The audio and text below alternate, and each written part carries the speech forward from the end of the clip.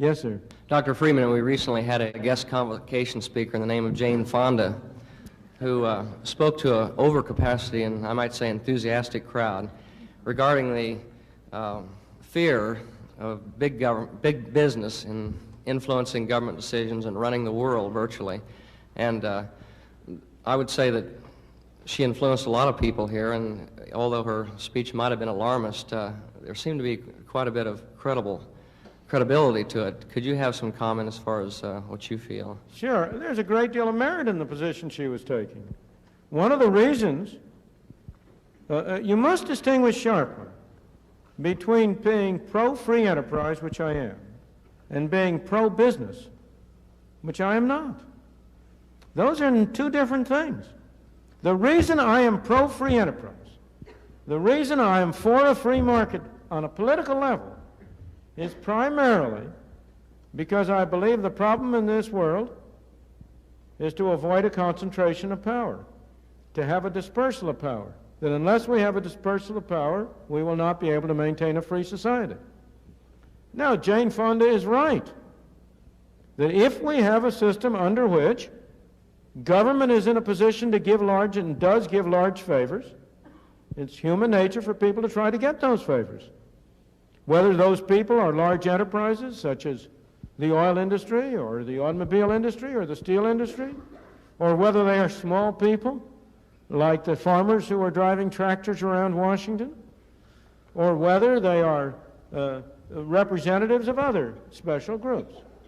And in my opinion, the only way you can prevent that and make sure that businesses operate in the public interest is to force them to engage in competition one with the other. So that she is right insofar as she says there is a great danger of having large, small, and in-between corporations exert undue influence on government.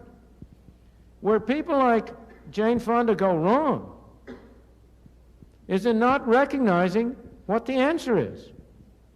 They think that the cure to big government is to have bigger government, except with them running it instead of the people who now run it.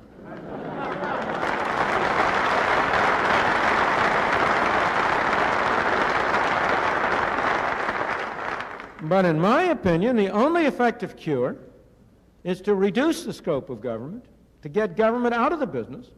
If government is prohibited from engaging in activities which can benefit special groups, then those special groups will not have any incentive to go to Washington. For example, to dream an ideal.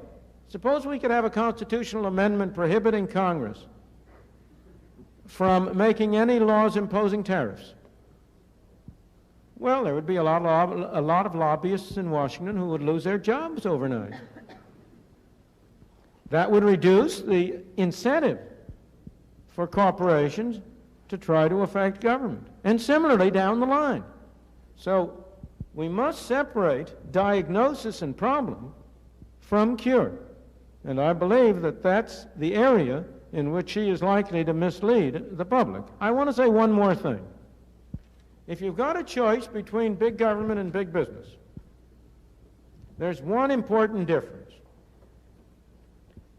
No big business, whether it be General Motors or U.S. Steel or any other, can get $1 from you unless you voluntarily pay it off and think you're getting your dollar's worth in return.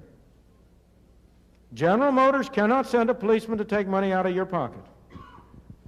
It can only get money from you insofar as it can produce a product that you think worth buying.